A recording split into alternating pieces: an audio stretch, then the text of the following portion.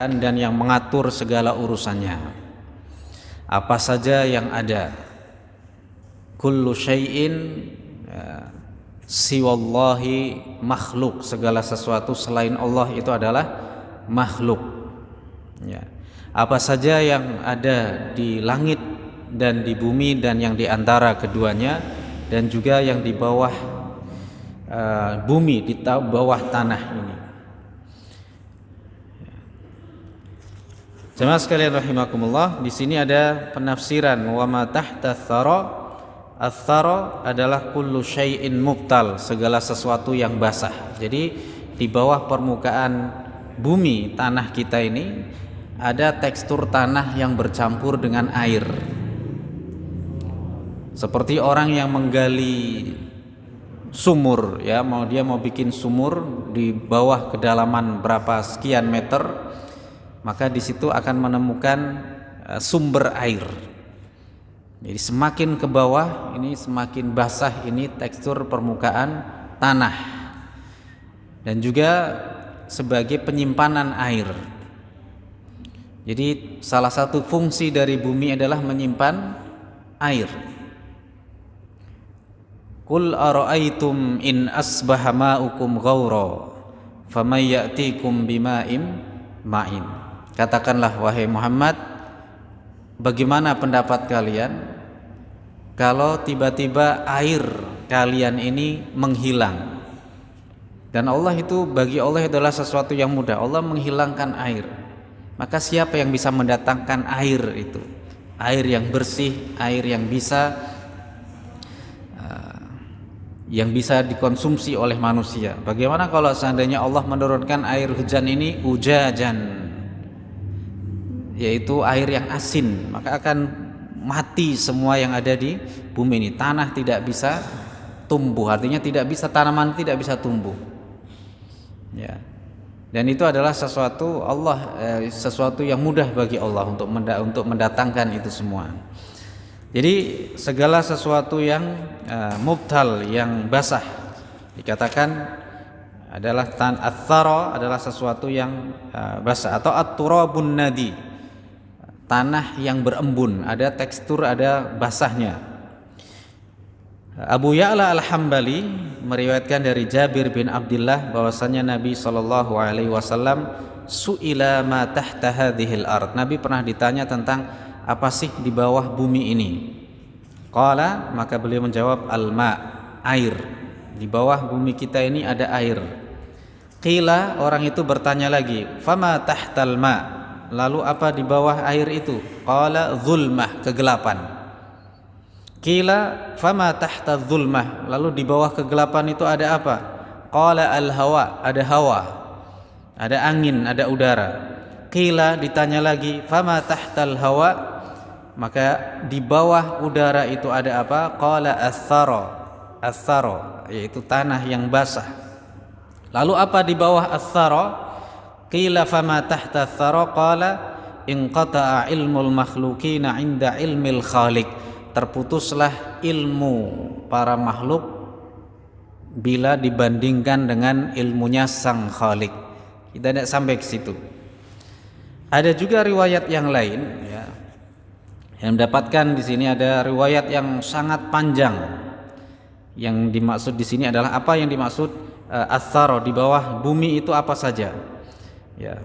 Seperti yang terdapat di dalam surah At-Talaq. Allahul ladzi khalaqa sab'a samawati wa minal ardi mithlahun. Allah lah yang menciptakan 7 langit berlapis-lapis. Wa minal ardi mithlahun, dan bumi pun Allah ciptakan 7 lapis bumi. Ya. Ada riwayat yang sangat panjang, ya, saya langsung bacakan saja terjemahannya di sini. Dari Abdullah bin Amru bin As radhiyallahu taala anhuma, beliau berkata bahwasanya Rasulullah sallallahu alaihi wasallam bersabda, sesungguhnya bumi itu berlapis-lapis. Jarak antara satu lapis dengan lapis lainnya sama dengan perjalanan 500 tahun. sama seperti perjalanan langit satu menuju langit yang berikutnya 500 tahun. Jadi bumi kita ini penuh dengan misteri. Kelihatan sepertinya ini kecil, tapi perjalanan dari lapis satu ke lapis berikutnya itu berapa? 500 tahun. Ya. Pernah suatu ketika para sahabat sedang duduk-duduk bersama Rasulullah Shallallahu Alaihi Wasallam. Tiba-tiba mendengar suara ada sesuatu yang jatuh di dasar. Maka semua terkejut. Kemudian Rasulullah bertanya kepada para sahabat, tahukah kalian suara apa itu? Maka para sahabat menjawab, Allahu wa rasuluhu a'lam.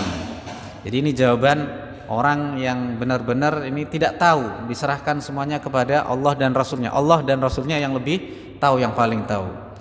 Maka Nabi menjawab, itu adalah batu yang dilempar dari tepian neraka, dari tebing neraka, dan itu baru sampai ke dasar neraka sejak 500 tahun yang lalu. Itu kalau kita perhatikan di sini berarti baru sampai satu lapis bumi atau satu lapis langit. Jadi kita bayangkan batu dilempar 500 tahun yang lalu dan baru nyampe pada, itu adalah gambaran dalamnya neraka dari atas tebingnya ini, dari tepian neraka baru sampai dasarnya itu perjalanan batu dilempar itu sampai perjalanan baru 500 tahun barulah sampai ke dasar neraka. Jemaah sekalian rahimakumullah, lalu satu lapis menuju lapis berikutnya seperti halnya perjalanan 500 tahun. Lapisan yang paling atas darinya berada di atas punggung ikan besar, seperti dikisahkan juga pada tafsir surah Nun. Nun ini ditafsirkan, ada penafsiran dari Ibnu Abbas, adalah ikan yang sangat besar. Ya. Lapisan yang paling atas darinya berada di atas punggung ikan besar, yang kedua sisi ekor dan kepalanya bertemu di langit. Jadi ikan itu kemudian melingkar antara sisi ekor dan kepalanya itu bertemu di langit. Sedangkan ikan itu berada di atas batu yang sangat besar. Ikan itu berada di atas batu yang sangat besar, dan batu besar berada di tangan malaikat. Lapis yang kedua adalah tempat penahanan angin. Lapis yang ketiga mengandung batu-batuan jahanam. Lapis yang keempat mengandung kibrit, fosfor. Kibrit itu seperti korek api yang menghasilkan api, dan di atasnya itu ada batu yang selamanya dipanggang batu itu. Jadi kalau kibrit orang Arab biasanya menyebutnya korek api. Maksudnya apa? Hal yang bisa memanti api itu kibrit. Ya, kibrit itu korek api. Kalau kita buka ini kamus bahasa Arab, kibrit ini korek api. Jadi di bawah batu itu ada lapisan kibrit, fosfor, yang bisa mendatangkan suhu panas. Ya, kibrit dari neraka jahanam. Lapis yang kelima dihuni oleh ular-ular jahanam. Lapisan yang kelima ada ular-ular jahanam, neraka jahanam, yang ular ini sangat besar.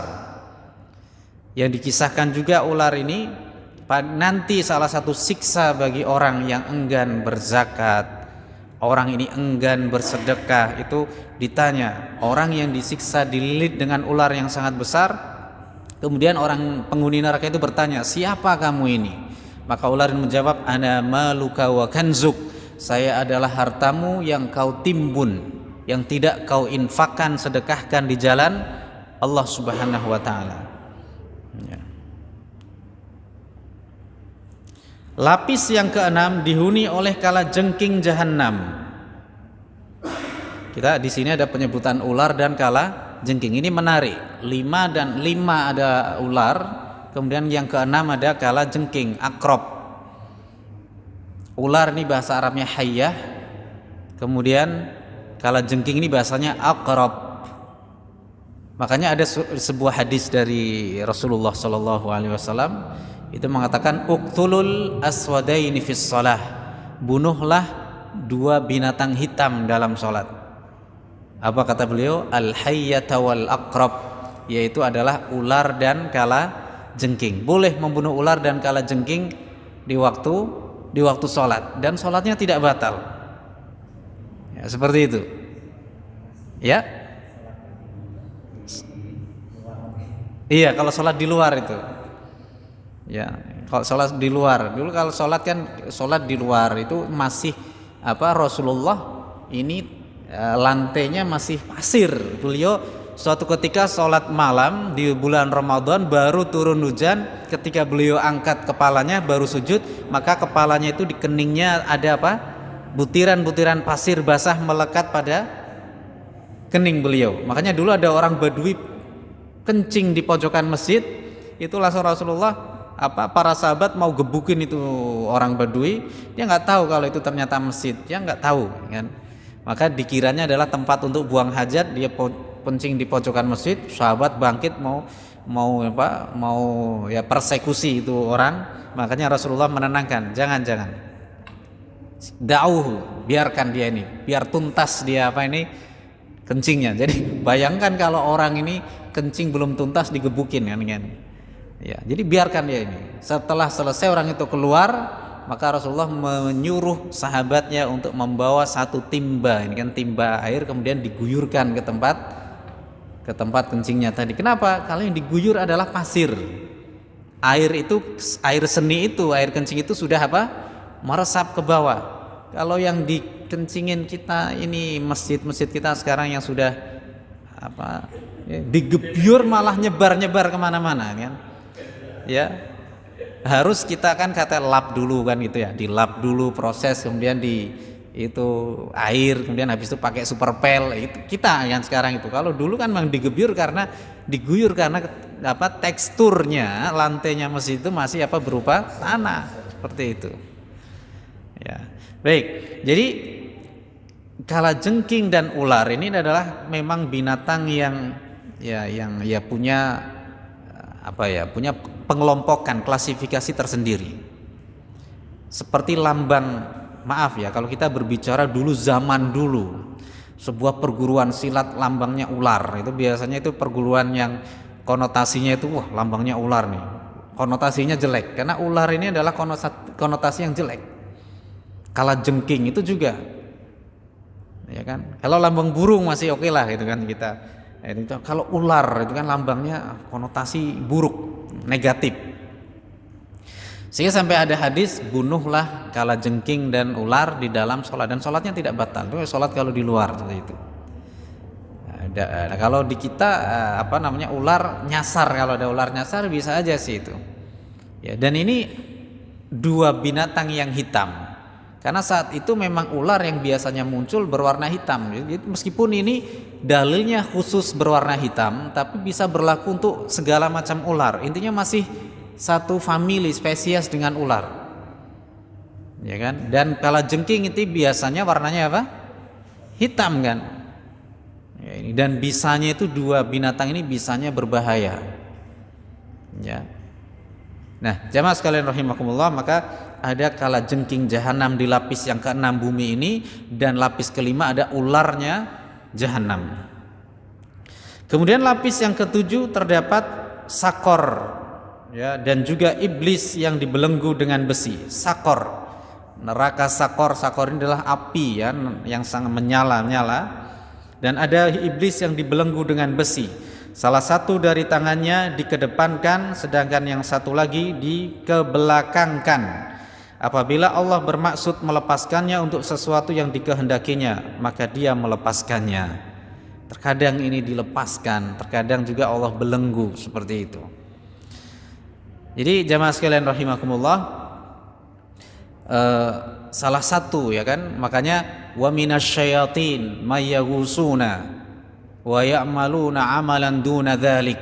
Di antara setan-setan bangsa jin ini ada yang bekerja mengabdi kepada Nabi Sulaiman, ini bisa menembus kegelapan di bawah bumi. Seperti yang kita tahu, laut itu ke dalam sekian kedalaman berapa kilometer nanti akan muncul gelap gulita. Jadi kedalaman laut itu semakin dalam, semakin tekanannya semakin besar, dan itu semakin gelap. Jadi itu ada jin-jin yang bisa menyelam sampai ke situ. Ya, jin-jin yang mereka ini yang bekerja untuk Nabi Sulaiman itu bisa menyelam ke situ, kemudian bisa mendapatkan apa yang diinginkan. Ya, mendapatkan mutiara, mendapatkan itu adalah salah satu kelebihan yang Allah berikan kepada bangsa jin. Ya. Hadis ini berpredikat gharib sekali kata Ibnu Katsir. Mengenai predikat marfu'nya masih diragukan. Ini ada yang masih meragukan dengan hal ini. Tapi ada juga Al-Hafidz Abu Ya'la Al-Hambali dalam musnadnya juga mengatakan dari dari Abbas bin Fadl, ya. Ini dikisahkan hadis yang lebih panjang lagi dari yang pertama, ya, tentang masalah di bawah bumi itu ada apa. Al-Hafidz Abu Ya'la Al-Hambali mengatakan di dalam kitab Musnadnya bahwa telah menceritakan kepada kami Abu Musa Al-Harawi dari Al-Abbas Ibnu Fadl. Abu Ya'la bertanya, apakah dia adalah Ibnul Fadl Al-Ansari? Abu Musa Al-Harawi menjawab, ya. Dia meriwayatkan dari Al-Qasim yang mengatakan bahwa ia pernah bersama Rasulullah sallallahu alaihi wasallam dalam perang Tabuk. Perang terakhir yang pernah diikuti oleh Rasulullah sallallahu alaihi wasallam melawan pasukan Romawi. Meskipun belum sampai bertemu kedua pasukan ini, tetapi Romawi ini dijemput kedatangannya oleh pasukan Rasulullah, ternyata mereka tidak kunjung datang, ya.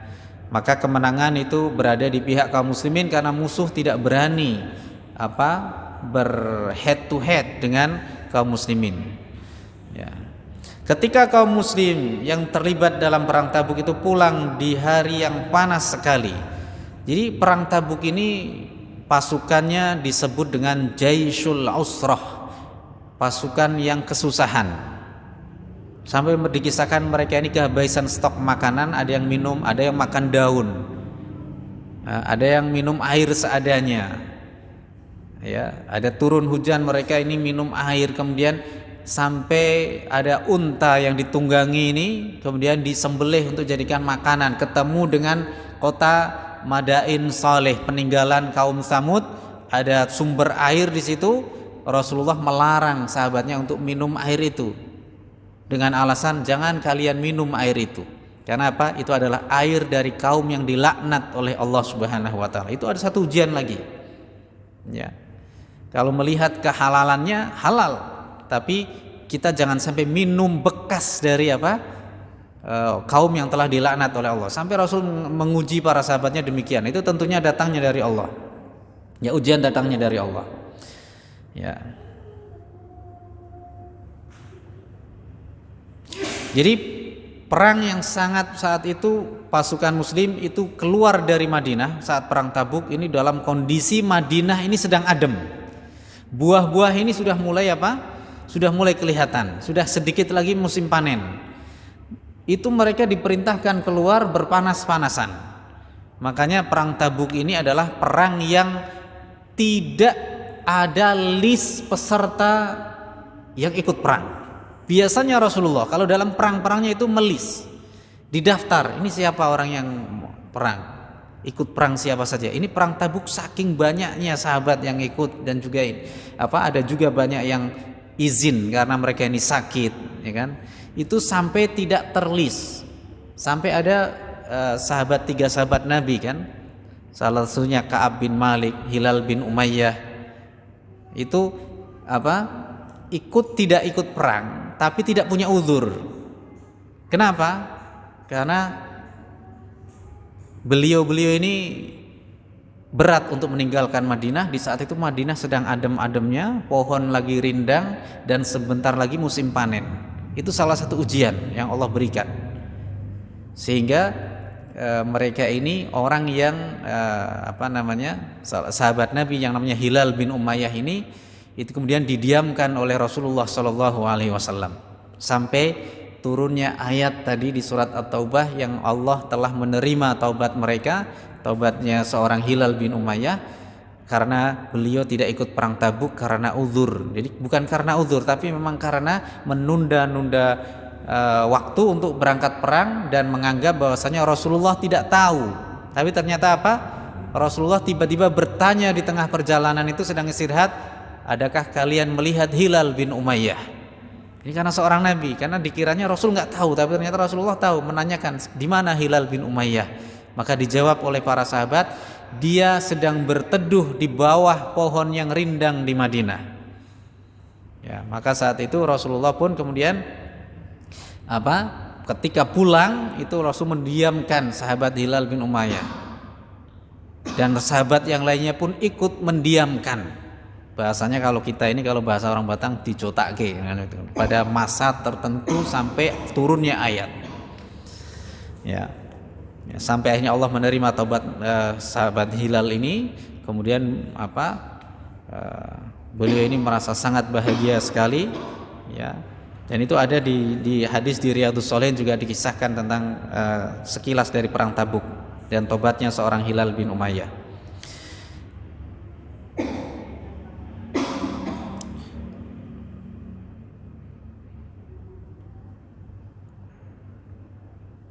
Ketika kaum muslimin yang terlibat dalam perang Tabuk itu pulang di hari yang sangat panas dan kaum muslimin berjalan secara terpencar, perawi saat itu berada di bagian paling depan dari pasukan kaum muslimin.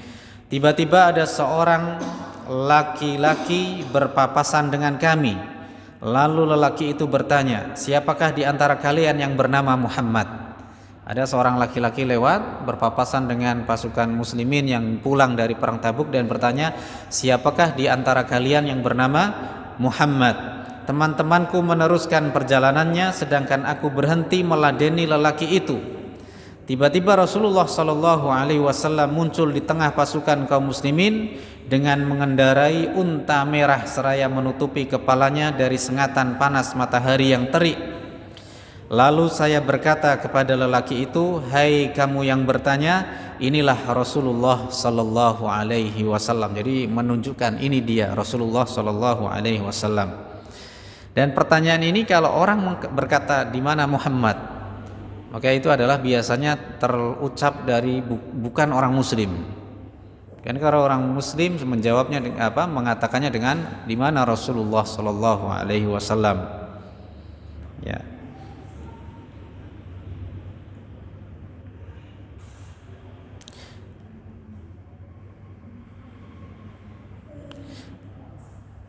Inilah Rasulullah sallallahu alaihi wasallam telah tiba menuju ke arahmu. Lelaki itu bertanya, siapakah dia di antara mereka? Aku menjawab, orang yang mengendarai unta merah. Lelaki itu mendekatinya dan memegang tali kendali untanya. Maka unta yang dikendarai oleh Nabi sallallahu alaihi wasallam berhenti, dan lelaki itu bertanya, engkaukah yang bernama Muhammad? Nabi sallallahu alaihi wasallam menjawab, iya. Lelaki itu berkata, sesungguhnya aku hendak bertanya kepadamu tentang beberapa perkara yang tiada seorang pun dari kalangan penduduk bumi mengetahuinya kecuali hanya seorang atau dua orang saja. Rasulullah sallallahu alaihi wasallam bersabda, tanyakanlah apa yang ingin kamu kehendaki. Lelaki itu berkata, hai Muhammad, apakah seorang nabi tidur?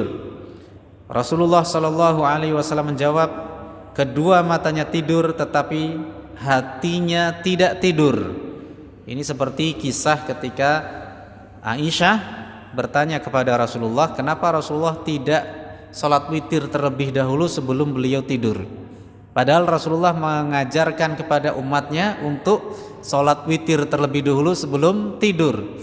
Dan jangan khawatir, nanti kalau bangun sebelum subuh di sepertiga malam bisa sholat tahajud, tapi jangan witir lagi, ya kan? Ini menunjukkan bahwa sholat witir ini bukan berarti pungkasan, ya, tapi bisa untuk dilakukan untuk sholat malam itu silahkan dikerjakan lagi, tapi tidak perlu witir lagi, karena la witrani fi lailah, tidak ada dua witir dalam satu malam. Jadi Aisyah pernah bertanya, ya Rasulullah, atanamu qabla an tutir? Adakah engkau ini tidur sebelum sholat witir? Maka Rasulullah menjawab, ya Aisyah, inna ainayya tanaman wa la yanamu qalbi. Sesungguhnya kedua mataku tidur, tetapi hatiku tidak tidur. Jadi para nabi ini matanya tidur tapi hatinya selalu berzikir kepada Allah sehingga selalu bisa terjaga. Berbeda dengan kita, mata kita melek tapi hatinya tidur. Ini banyak kan orang seperti itu. Tapi seorang nabi matanya tertidur pun hatinya melek, apalagi matanya melek seperti itu kan.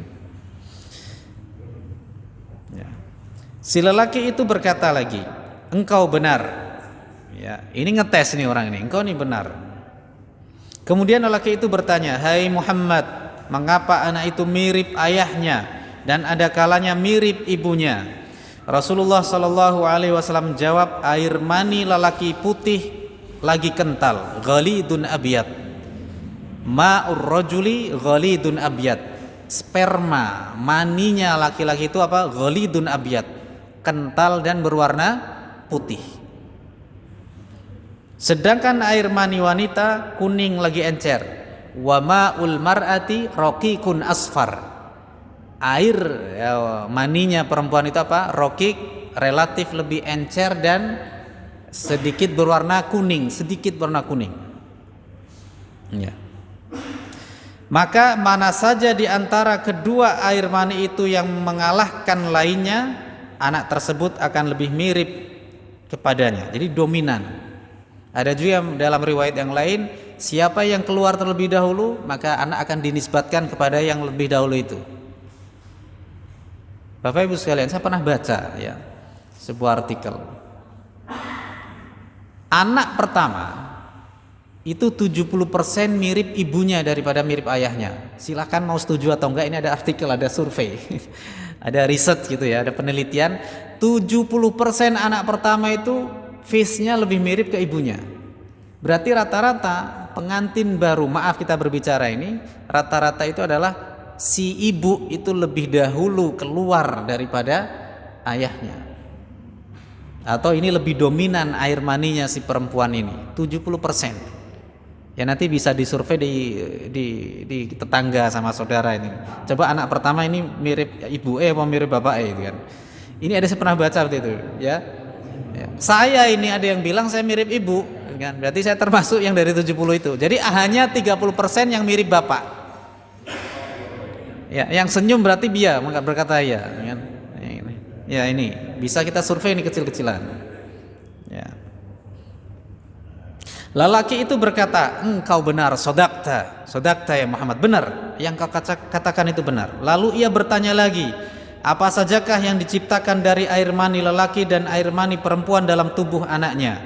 Maka Rasulullah Shallallahu Alaihi Wasallam bersabda, air mani laki-laki membentuk tulang dan urat-urat serta otot-otot, sedangkan air mani wanita membentuk daging, darah dan rambut. Makanya kadang-kadang kalau rambut ini dinisbatkan biasanya lebih cenderung kepada ke seorang ibu seperti itu. Jadi kalau tulang-tulang, otot itu lebih ke ayah. Tapi kalau daging, darah, rambut itu lebih cenderung kepada seorang ibu. Lelaki itu berkata lagi, engkau benar wahai Muhammad. Kemudian lelaki itu bertanya lagi, hai Muhammad, apakah yang ada di bawah tanah ini? Wa ma tahta tsara? Apa di wa ma tahtal ard? Apa yang di bawah tanah ini? Rasulullah Shallallahu Alaihi Wasallam menjawab, makhluk. Lelaki itu bertanya, di bawah mereka itu ada apa? Rasulullah Shallallahu Alaihi Wasallam menjawab, bumi. Lelaki itu bertanya, apakah yang ada di bawah bumi itu? Rasulullah Shallallahu Alaihi Wasallam menjawab, air. Ia bertanya, lalu apakah yang ada di bawah air itu? Rasulullah Shallallahu Alaihi Wasallam menjawab, kegelapan. Ia bertanya, lalu apakah yang ada di bawah kegelapan itu? Rasulullah Shallallahu Alaihi Wasallam menjawab, udara, yang tadi saya sampaikan. Ia bertanya, apakah yang ada di bawah udara itu? Rasulullah Shallallahu Alaihi Wasallam menjawab, bumi lagi. Ia bertanya, lalu apakah yang ada di bawah bumi itu? Rasulullah Shallallahu Alaihi Wasallam menangis dan bersabda, hanya sampai disitulah pengetahuan makhluk bila dibandingkan dengan pengetahuan Sang Pencipta. Hai orang yang bertanya, tidaklah orang yang ditanya lebih mengetahui daripada yang bertanya. Mal mas'ulu anhu bi'a'lama minas sa'il. Lelaki itu berkata, engkau benar, saya bersaksi bahwa engkau adalah utusan Allah, Maka Rasulullah Shallallahu Alaihi Wasallam bersabda, hai manusia, tahukah kalian siapakah orang ini? Mereka menjawab, hanya Allah dan Rasulnya lah yang lebih mengetahui.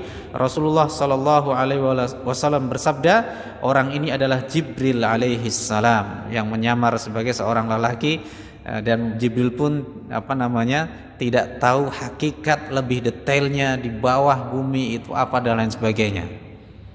Yang tidak ada yang tahu itu, ya, secara detailnya. Hadis ini meskipun berpredikat artinya gharib sekali, dan konteksnya ya memang ada yang mengatakan ini gharib, aneh, ya, asing.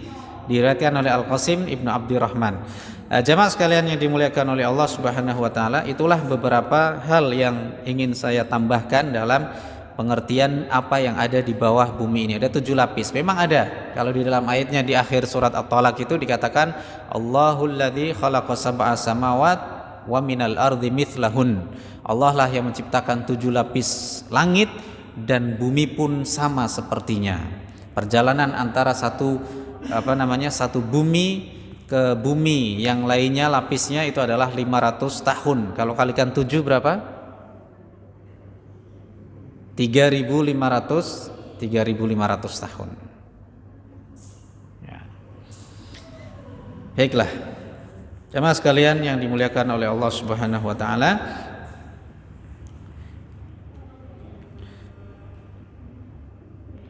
ayat yang ke-6, lahu ma fis samawati wa ma fil ardi wa ma bainahuma wa ma tahta tsara.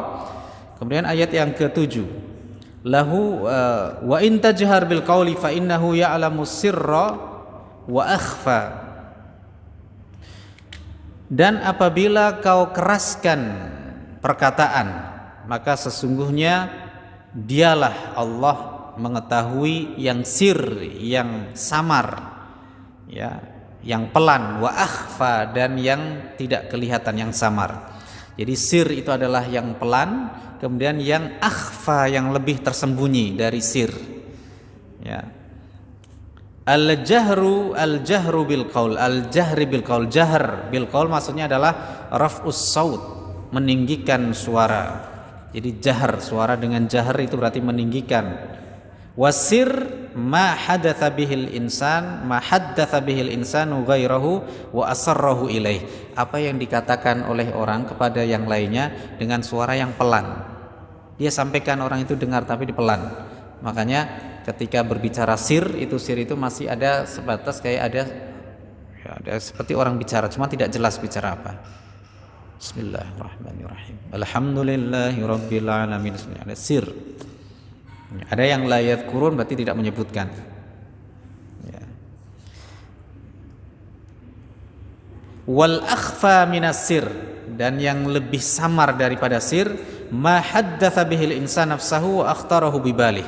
Yang disembunyikan adalah apa saja yang disembunyikan oleh manusia untuk dirinya sendiri dan yang terpintas dalam benaknya dan dia tidak sampaikan kepada orang lain. Ya, jadi yang pertama adalah jahr, itu disampaikan, orang mendengar. Sir itu dengan suara yang pelan. Kemudian yang akhfa adalah yang tidak terdengar, seperti itu, yang hanya diketahui oleh orang tersebut, tidak orang lain. Ia sembunyikan untuk dirinya sendiri.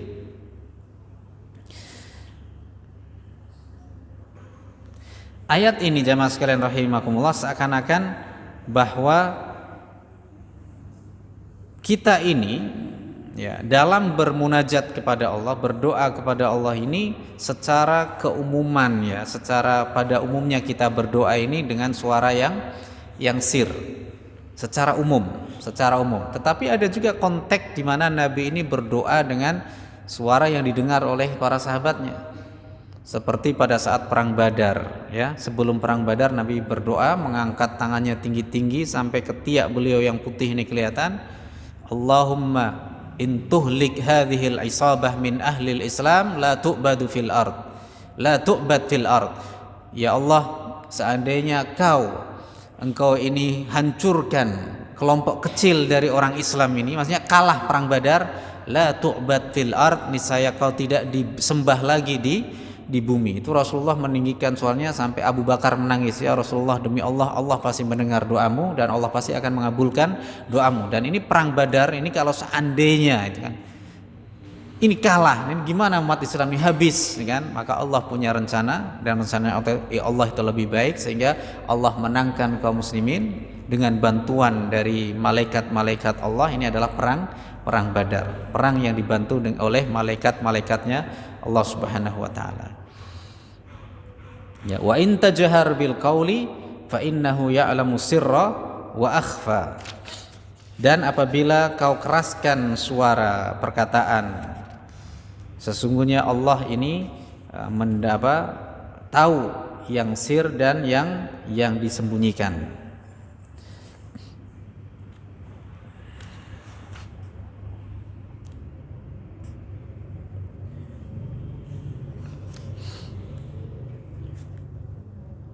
Allahu la ilaha illa huwa lahul asmaul husna. Allah, tidak ada ilah, tidak ada Tuhan yang berhak disembah kecuali Dia, baginya lah al asma al husna, nama-nama yang indah, nama-nama yang bagus. Ya, jamaah sekalian rahimakumullah, ini di ayat yang lain walillahil asmaul husna fad'uuhu biha. Ya, walillahil asmaul husna ayyamma tad'u falahul asmaul husna. Apapun dengan cara apa kau panggil Allah ini, Allah punya nama-nama yang baik. Jadi kalau kita, maka disunnahkan, kita dianjurkan sebelum kita berdoa ini kita memuji Allah dengan asma husnanya. Ya Allah, ya Rahman, ya Rahim, ya Dzal Jalali wal Ikram. Itu kita memuji Allah dengan asmaul husna. Ada seorang sahabat berdoa kepada Allah dengan menyebut ya Dzal Jalali wal Ikram, maka Rasulullah mengatakan qadis tujibta, sungguh doamu sudah diijabahi oleh Allah Subhanahu wa taala. Jadi jangan kita tinggalkan memuji Allah sebelum kita memohon doa kepadanya. Nama-nama Allah yang al-husna tadi adalah ada at-tis'ah wa tis'un, ada 99 yang juga ada dijelaskan di dalam hadis yang sahih. Ya, innalillahi tis'atan wa tis'ina isman. Sesungguhnya Allah mempunyai 99 nama.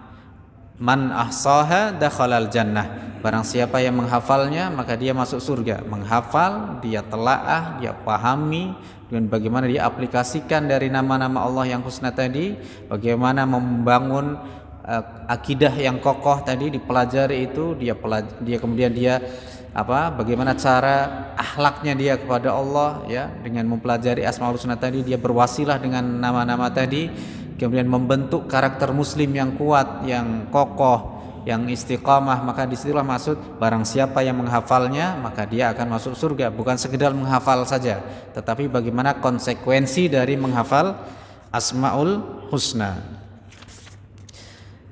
Ya. Walillahil asmaul husna, Allahu la ilaha illa huwa lahul asmaul husna. Allah yang tidak ada Tuhan yang berhak disembah kecuali Dia, baginya lah atau Dia mempunyai al-asma al-husna.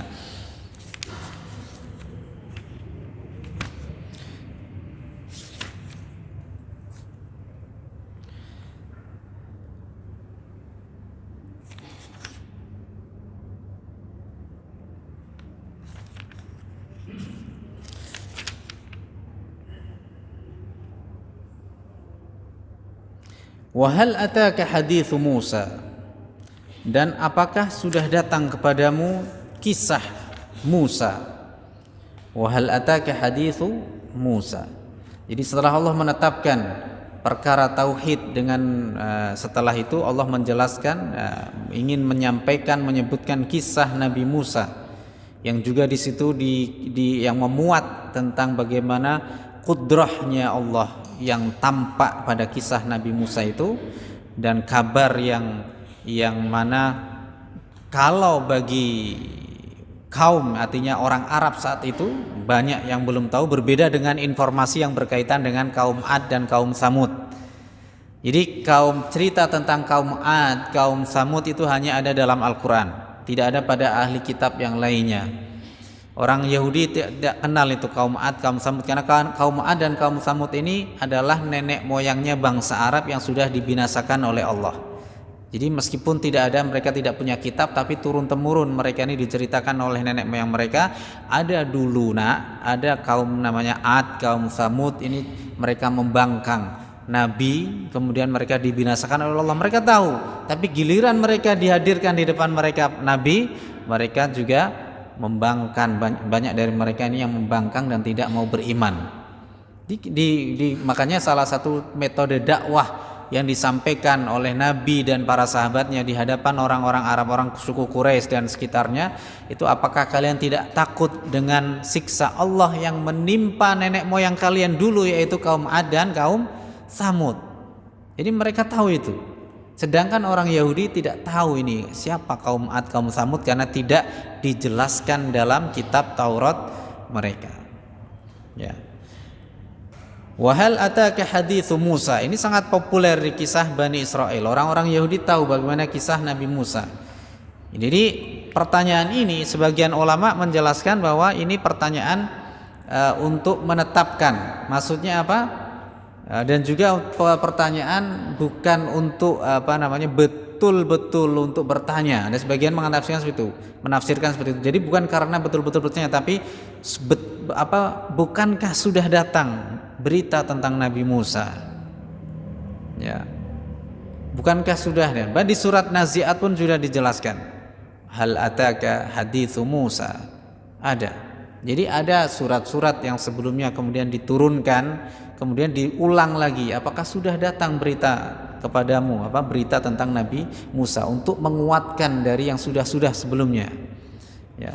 Jadi untuk menguatkan, untuk memastikan dan menetapkan, sudahkah datang kepadamu berita tentang Musa. Ya.